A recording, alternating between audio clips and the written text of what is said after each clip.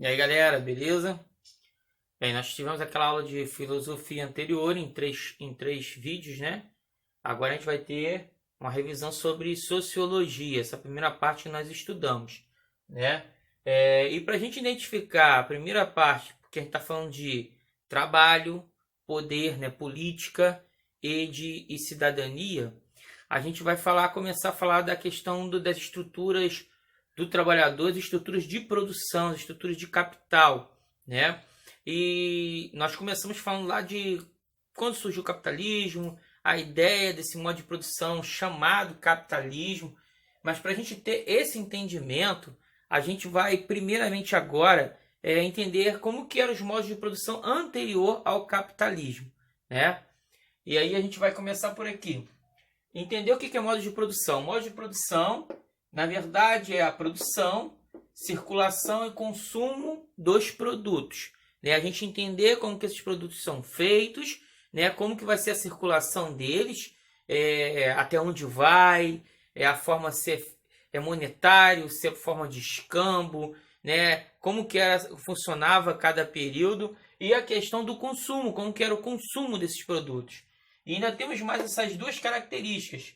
Como que funcionam as forças produtivas, né? As forças produtivas aí está dizendo trabalhador, né? E quando chega depois outras, com o passar do tempo também a própria ideia da tecnologia, fabril, né?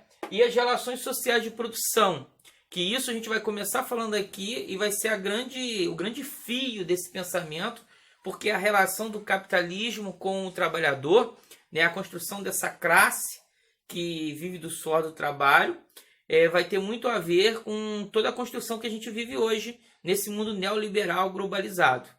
E aí a gente vai conhecer um pouco do que foi antes. Primeiro, o primeiro modo de produção é o primitivo. Isso aqui da época da pré-história, né, até a formação das primeiras cidades do mundo antigo. Como que funcionava? Era através da coletividade, o trabalho era feito pelo grupo, né, era dividido muitas vezes só pela questão do gênero, né, o trabalho dos homens ou das mulheres, e quando o restante do produto, né, era entregue a todos que participavam dessa coletividade. Né? Às vezes havia uma liderança meio patriarcal ou do mais forte, mas havia quase uma ideia de coletividade, de igualdade para a sobrevivência. Isso aqui vai ser logo substituído pelo modo de produção asiático. Esse modo de produção asiático, que a gente chegou a falar em sala de aula, né, o primeiro olhar que a gente tem que ter é que ele é teocrático, isso é, a relação de poder sobre ele é uma relação ligada muito à questão do sagrado, da divindade. Havia as classes sociais, entre que estava sempre à frente, acima de todos, o rei, né? Vamos ver exemplo do Egito, a figura do faraó, em que todas as terras do Egito pertenciam ao faraó, todas as pessoas do Egito pertenciam ao faraó. E aí ele era, na verdade, uma divindade, meio humano, o filho dos próprios deuses, das divindades. Então acontecia muito isso. E todas essas sociedades, até os hebreus, né? Você vai ter algumas leis um pouco de leis de igualdade quando você lê lá no Pentateuco, mas assim mesmo havia as estruturas em que havia uma certa liderança e o direito do rei, né? Que já estava estipulado nisso. Então havia a teocracia, um governo teocrático. No Antigo Oriente vai prevalecer isso, né, nos povos mesopotâmicos, no Egito, nos hebreus, etc. E aí você vai ter o que? Classes sociais. E você vê de novo a questão da religiosidade ser importante do Theo, em que você vê que os sacerdotes, eles exerciam poder e estavam muitas vezes abaixo só da figura do rei, até no patamar da nobreza, né, ligada à monarquia. No terceiro, você vai ver o escravismo. Aí você fala assim, professor, mas já havia escravos desde o período do mundo antigo.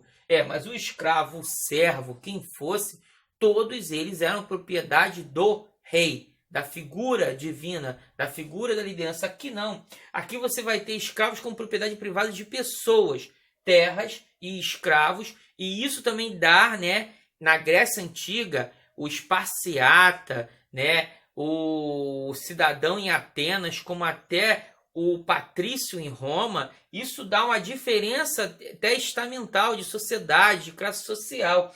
Né? Então isso é uma figura muito da Grécia e Roma Antiga. E por que escravismo fica caracterizado nesse terceiro modo de produção? Porque você vai ter um mercado de escravos, né?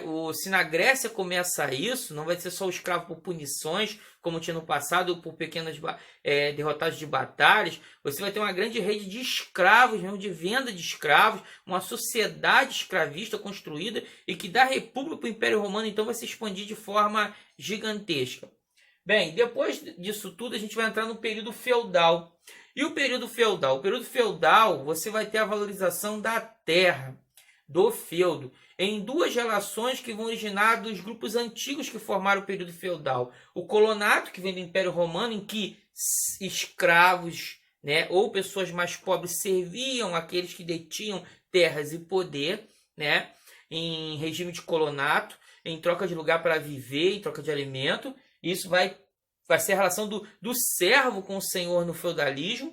E você tinha também a relação do comitatus, que vem dos povos germânicos, que é aquela relação de fidelidade, bravura, né, que vai ser os laços de vassalagem entre a nobreza feudal, em que você vai ter aquele que é o suzerano, o senhor feudal, que doa o benefício, que normalmente é a terra, e o vassalo, que é aquele que recebe isso em troca do juramento de fidelidade. São os laços de vassalagem. É uma sociedade estamental.